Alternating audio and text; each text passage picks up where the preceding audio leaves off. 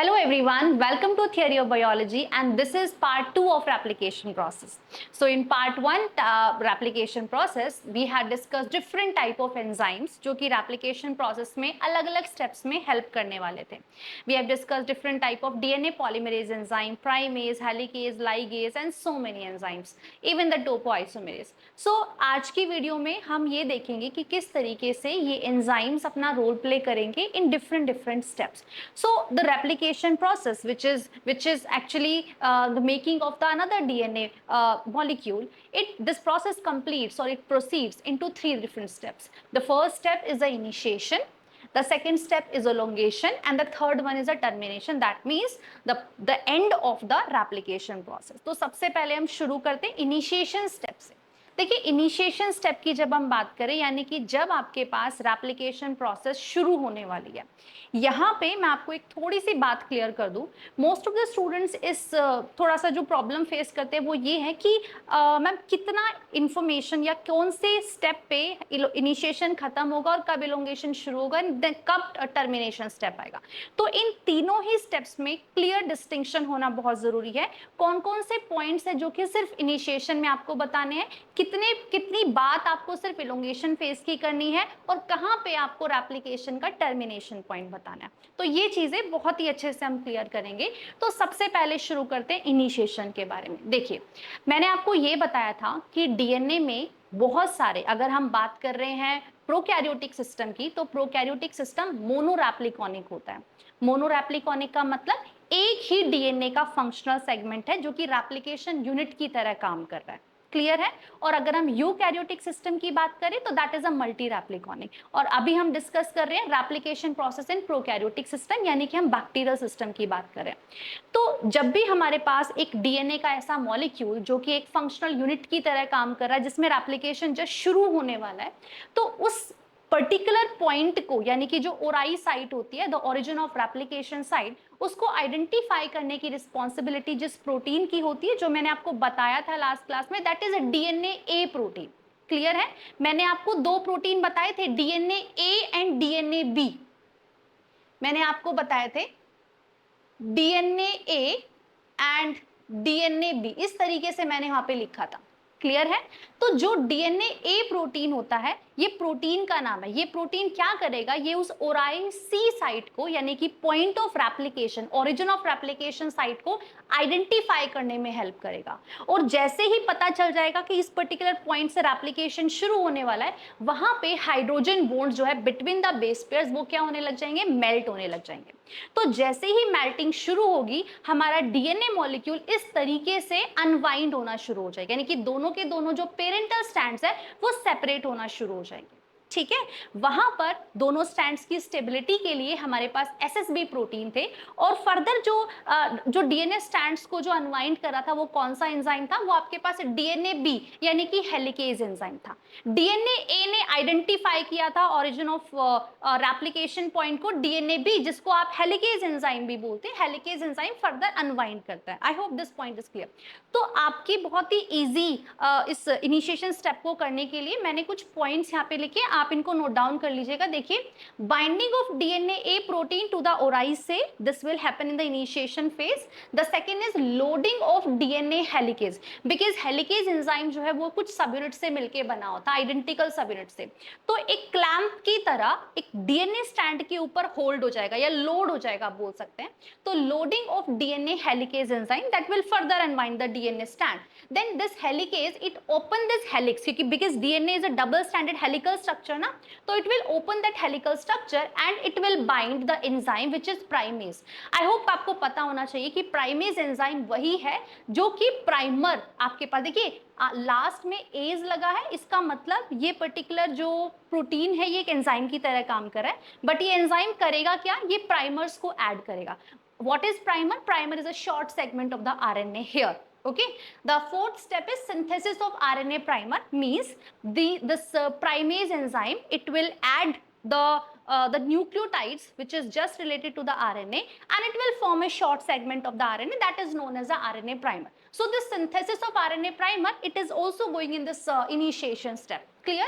Last step is initiation of DNA polymerase. Now the DNA polymerase enzyme will come to play its role because यहाँ पे जैसे ही आपके पास सबसे पहले DNA polymerase आया है, उसने वन बाय वन यानी कि स्टेप बाय स्टेप DNTPs यानी कि आपके पास जो ट्राई न्यूक्लियोफॉस्फेट है उनको ऐड करना जो है कॉम्प्लीमेंट्री पेरेंटल स्ट्रैंड के सामने ऐड करना शुरू कर दिया। So these are the main events जो कि आपके इनिशिएशन स्टेप्स में इस वाले पर्टिकुलर फेज में आपको कवर अप करके बताने। ठीक है, अब आप को मेरे को एक बात बतानी है। अगर आप इस जगह पे आए, ये देखिए, आपको इसको देख के डरना नहीं है क्योंकि मैंने सिर्फ एक बहुत ही इंपॉर्टेंट कॉन्सेप्ट को क्लियर करने के लिए इस डायग्राम को ड्रॉ किया है। अब ये डायग्राम देखिए क्या है, बहुत ही इजी स्टेप में जब भी आप ये वाला पर्टिकुलर फोक देखिए, रेप्लिकेशन फोक, क्लियर है। अब देखिए जैसे ही हमारे पास रेप्लिकेशन फोक बना, रेप्लिकेशन फोक कैसे बना था, जब पेरेंटल स्ट्रैंड्स क्या हो गए थे, मेल्ट हो गए थे, मतलब सेपरेट हो गए थे। तो ये आपके पास क्या है, प्राइमर, प्राइमेज एंजाइम की हेल्प से यहाँ पे प्राइमर ऐड हुआ है। देखिए ऊपर वाला स्ट्रैंड क्या है, 3 प्राइम टू 5 प्राइम, क्लियर है। इस 3 प्राइम टू 5 प्राइम के नीचे, बिकॉज रेप्लिकेशन प्रोसेस की जो डायरेक्शन होती है, it is what, it is 5 prime to 3 prime direction. ये आपको कभी भी वाली बात नहीं भूलनी है अगर आप रेप्लिकेशन प्रोसेस को लर्न करना चाहते हैं कि हमेशा इस डायरेक्शन में ही रन होने वाली है। ठीक है, 5 प्राइम टू 3 प्राइम। तो 5 प्राइम टू 3 प्राइम, देखिए ये प्राइमर ऐड हो गया। ये जो रेड कलर का स्टैंड है ये क्या है, ये आरएनए का एक छोटा सा पीस है जिसको आप प्राइमर बोल रहे हो। अब आप देखिए इस पर्टिकुलर कॉर्नर पे ये मैंने यहाँ पे 3 प्राइम लिखा है ना। तो ये देखिए ये जो 3 प्राइम है ये एक्चुअली में ये है। ठीक है, ये जो रेड कलर का जो आरएनए प्राइमर का बिल्कुल जो टर्मिनल वाला जो न्यूक्लियोटाइड है, ये न्यूक्लियोटाइड ये है। ठीक है, ये देखिए ये न्यूक्लियोटाइड है। अब आप यहाँ पे देखिए जो यहाँ पे 3 प्राइम लिखा हुआ ये एक्चुअली में ये 3 प्राइम है, यानी कि ये शुगर मॉलिक्यूल है, ये बेस है और ये फॉस्फेट है। एक्चुअली में this is monophosphate, right, it is DNMP। और ये किसका है, ये है आपके पास प्राइमर का, ये प्राइमर का है। यहाँ पे एक इंपॉर्टेंट बात देखिए, each step of hydrolyzing of the hydrogen bond basically when the DNA strand unwind itself, तो जो एक एक सिंगल हाइड्रोजन बॉन्ड ब्रेक होगा that will need ATP energy. ठीक है, तो यहाँ पे फर्दर देखिए जैसे ही आपके पास प्राइमर के पास, क्योंकि हमें क्या करना है, हमें यहाँ पे जितने भी आपके पास न्यूक्लियोटाइड्स है उन न्यूक्लियोटाइड्स के कॉम्प्लीमेंट्री बेसिस यहाँ पे अटैच करने हैं, हमें यही करना है, तभी हमारे पास एक डीएनए का दूसरा स्टैंड बनके तैयार हो जाएगा। तो ये जो कॉम्प्लीमेंट्री बेसिस यहाँ पे अटैच होंगे उसके लिए रेफरेंस तो हमको प्राइमर मिल गया है, लेकिन एक्चुअली में डीएनए पॉलीमरेज एंजाइम, कौन सा वाला DNA polymerase third, which is very important, high processivity. तो यहाँ पे डीएनए पॉलीमरेज थर्ड एक न्यूक्लियोटाइड लेके आएगा। मैंने ये जो सर्कल किया, सपोज कीजिए न्यूक्लियोटाइड है और ये रेड कलर का पोर्शन, तो इसी को बड़ा करके मैंने यहाँ पे दिखा दिया है। ठीक है, ये वाला पोर्शन है। अब आप देखें यहाँ पे एक बहुत ही इंपॉर्टेंट रिएक्शन हो रही है जिसको हम बोलते हैं nucleophilic attack, right. So this particular monophosphate of the primer, right, the sugar molecule which is third carbon, ये देखिए first position, second position and third position. तो जो थर्ड पोजीशन पे जो आपके पास OH ग्रुप होता है, in the presence of this magnesium metal ion, divalent है, डाइवेलेंट कैटायन है, तो ये आपके पास जो कैटायन है इसकी प्रेजेंस में एक न्यूक्लियोफिलिक अटैक होता है। न्यूक्लियोफिलिक अटैक आपको पता होना चाहिए, it is a class of chemical reaction in chemistry जिसमें आप पढ़ते हैं कि किस तरीके से जिसके पास ज्यादा इलेक्ट्रॉन होते हैं वो डोनेट कर देते हैं दूसरे मॉलिक्यूल को ताकि बॉन्ड का फॉर्मेशन हो जाए। तो यहाँ पे ये पर्टिकुलर 3 प्राइम OH ये क्या करेगा, जो प्राइमर डीएनए पॉलीमरेज एंजाइम जो न्यूक्लियोटाइड लेके आया, न्यूक्लियोटाइड क्या है, इट इज DNTP। देखिए मोनोफॉस्फेट, आपके पास डीऑक्सी न्यूक्लियोटाइड मोनोफॉस्फेट का मतलब सिंगल फॉस्फेट। आप यहाँ पे देख सकते हैं इसके पास सिर्फ एक ही फॉस्फेट है। ये किसका पोर्शन है, ये प्राइमर का पोर्शन है। ये कोई बात नहीं बताएगा आपको, एनसीईआरटी में ये नहीं लिखी हुई, इसलिए डायग्राम आपको ड्रॉ करना है और इसको बहुत ही अच्छे से समझना है इसको कि this is a part of the primer, right, it is actually the monophosphate. Mono का मतलब होता है is having the single phosphate group, so this is a single phosphate group. So this is the third position, the third carbon of OH, it is going to attack to the DNTPs, nucleotide triphosphate. तो ये आपके पास triphosphate का मतलब होता है 3 phosphates आते हैं, first, second and third. Clear to you? So this is a dNTP. ये आपके पास डीएनटीपी, ये कौन लेके आया? ये डीएनटीपी कौन लेके आया? डीएनए पॉलीमरेज एंजाइम लेके आया। अब क्या हो गया यहाँ पे, ये 3 प्राइम OH जो है ये इस पर्टिकुलर फर्स्ट वाले जो फॉस्फेट ग्रुप के ऊपर क्या करने वाला है? अटैक करने वाला है। और जैसे ही अटैक होगा तो यहाँ पे इनका बॉन्ड बन जाएगा और ये जो 2 पायरोफॉस्फेट है यानी कि इस तरीके से ये बाहर निकल जाएंगे, ये निकल जाएंगे। ऐसा इसलिए हुआ क्योंकि ये जो बॉन्ड बनता है और ये जो बॉन्ड टूटेगा, है ना, ये बॉन्ड बनेगा और यहां से ये फॉस्फेट निकल जाएंगे, इसका ब्रेकडाउन हो जाएगा। तो इस ब्रेकडाउन में इतनी इनॉर्मस एनर्जी रिलीज होगी जिसकी वजह से उस एनर्जी को यूज किया जाएगा to form this bond. Clear है? तो आपके पास इस तरीके से 1 by 1 ये जो न्यूक्लियोटाइड, अब देखिए अब 1 by 1 न्यूक्लियोटाइड अटैच होते जाएंगे। So because in this replication fork, this one is a parental strand. So if on the parental strand there is a single primer we are using, and this single primer will lead to the formation of this continuous strand. So this continuous strand is called, it is called the leading strand, है ना? इसको आप continuous strand भी बोल सकते हैं और leading strand भी बोलते हैं। But there is a twist here, जो कि स्टूडेंट्स को कभी समझ में नहीं आता है। वो ट्विस्ट ये है कि ऐसा कैसे होता है कि जो दूसरा वाला स्टैंड है डीएनए का, एक तो ये पेरेंटल स्टैंड है, दूसरे वाला नीचे वाला है, तो जो कि आपके पास 5 प्राइम टू 3 प्राइम ये डायरेक्शन है, इसके ऊपर जो आपके पास सेगमेंट्स बनते हैं या जो न्यू डीएनए पीसेस का फॉर्मेशन होता है, how it is not continuous जो फॉर्मेशन में हो रहा है। ऐसा क्यों नहीं हो रहा है कि ये कॉन्टिन्यूटी में बन रहे हैं, ये डिसकॉन्टिन्यूटी में क्यों बन रहे हैं? इसका एक रीजन है। देखिए, अगर आप डीएनए के रेप्लिकेशन फोक की बात कर रहे हैं तो अगर मान लीजिए ये स्ट्रैंड है, ठीक है, और यहाँ पे अगर प्राइमर अटैच हुआ है तो इस प्राइमर ने एक कॉन्टिन्यूअस स्ट्रैंड बनाया। इसकी डायरेक्शन क्या थी? इसकी डायरेक्शन थी 5 प्राइम टू 3 प्राइम। ये एक कंपलसरी सिचुएशन है जिसको आपको याद रखना पड़ेगा कि प्राइमर हमेशा इसी डायरेक्शन में अटैच होगा। तो आप खुद सोचिए कि क्या आप इधर प्राइमर अटैच कर सकते थे जबकि ये स्टैंड ऑलरेडी 5 प्राइम है, ये पेरेंटल स्टैंड ऑलरेडी 5 प्राइम है, इसके ऊपर आप 5 to 3 नहीं अटैच कर सकते। क्लियर है? तो इस नीचे वाले स्टैंड में प्राइमर कहां पे ऐड होगा? कहां पे ऐड होगा? यहां पर। देखिए, जितना मैंने ओपन किया है इसका मतलब दिस वन इज अनवाइंडेड डीएनए, तो यहाँ पे प्राइमर यहाँ पे अटैच होगा बिकॉज ऑफ द डायरेक्शन।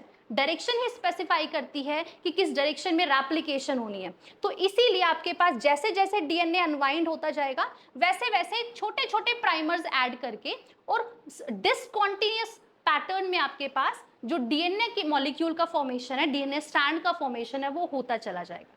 इतनी सी बात आई होप क्लियर हो। और फर्दर इसको अगर और भी इस कॉन्सेप्ट को अगर आप समझ में ना आए तो एक छोटी सी लाइक आप सोच के देखिएगा, सिर्फ डायरेक्शन के बारे में। आप एक थ्रेड लेके और उस थ्रेड को इस तरीके से धीरे धीरे उसके रेप्लिकेशन फोक के साइज को बड़ा करते जाना, तब आपको पता चलेगा कि how we are actually going to this attach new primer to this second वाले दिस पेरेंटल स्ट्रैंड के पास। Clear this thing? So that is why this second parental strand will need the DNA molecule in a segment formation, and these small segments, this strand is called lagging strand, क्योंकि यहाँ पे lag करता हुआ जा रहा है ना, बीच बीच में छोड़ते हुए जा रहा है, तो इसको आप बोलोगे leading strand, इसको आप बोलोगे leading strand, and this segment it is known as lagging strand. Clear? Lagging strand. And ये जो पीसेस बने हैं आपके डीएनए के, इनको हम बोलते हैं ओकाजाकी फ्रेगमेंट। यहाँ पे लिख रही हूं मैं, इट इज ओकाजाकी फ्रेगमेंट्स। ये एक जापानीज साइंटिस्ट के नाम पे जिन्होंने बताया था, तो उन्हीं के नाम से पता ही चल रहा होगा, ओकाजाकी फ्रेगमेंट्स उसी के नाम पे। ठीक है, तो ये आपके पास प्रोसेस जो है, this process is actually what? It is a elongation. ये जो न्यूक्लियोफिलिक अटैक वाली बात आपको बताई है, ये किस में बताना है आपको? ये बताना है इलोंगेशन स्टेप में, कि how DNA polymerase enzyme it will attach the complementary basis to the new strand that will actually take the help of the primer,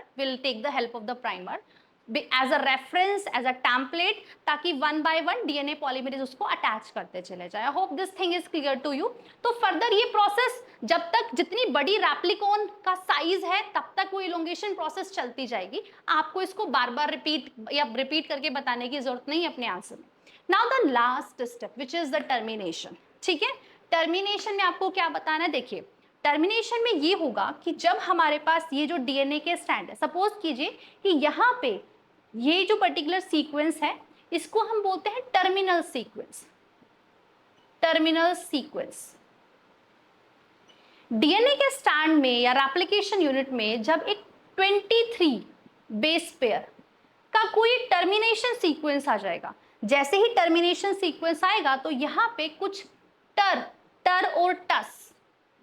और टस प्रोटीन जो है वो हेल्प करते हैं to identify this terminal sequence and to terminate this process. यानी कि जैसे ही कुछ भी इसमें कोई बहुत ज्यादा कॉम्प्लिकेटेड प्रोसेस टर्मिनेशन स्टेप में है नहीं, कुछ नहीं है कि डीएनए के अंदर अपने आप ही कुछ ऐसा टर्मिनेशन सीक्वेंस आ जाएगा, यानी कि कुछ ऐसे बेसिकली बेस पेयर्स आ जाएंगे जिस बेस पेयर को आइडेंटिफाई कर लिया जाएगा एंजाइम के थ्रू, और एंजाइम क्या करेंगे उस सीक्वेंस को आइडेंटिफाई करके रेप्लिकेशन प्रोसेस को टर्मिनेट करेंगे। One more important point that we need to discuss here is कि after the complete formation completion of this replication process now we need to remove this primers. Termination भी complete हो गया, अब क्या करना है, अब ये प्राइमर्स को रिमूव करना है।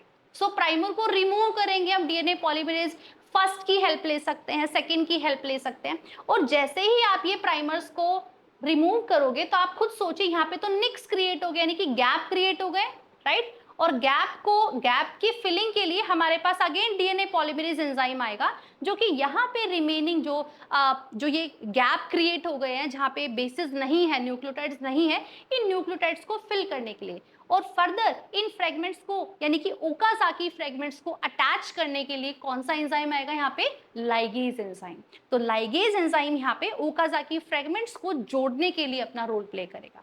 So how these enzymes they are playing its important role to complete this whole process of the replication. This is all about the DNA replication process in prokaryotes. I hope ये process आपको समझ में आया होगा। Enzyme के function को देखने के लिए आप पार्ट 1 को जरूर देखिएगा, उसके बाद ही आप इस पार्ट 2 रेप्लिकेशन स्टेप में आएंगे जिसमें आपको डिटेल में मैंने ये वाला step is very very important in the elongation step. अगर आपको ये वीडियो और ये कॉन्सेप्ट समझ में आया हो अच्छे से तो अपने फ्रेंड्स के साथ शेयर कीजिए और चैनल को सब्सक्राइब कीजिए। Thank you so much.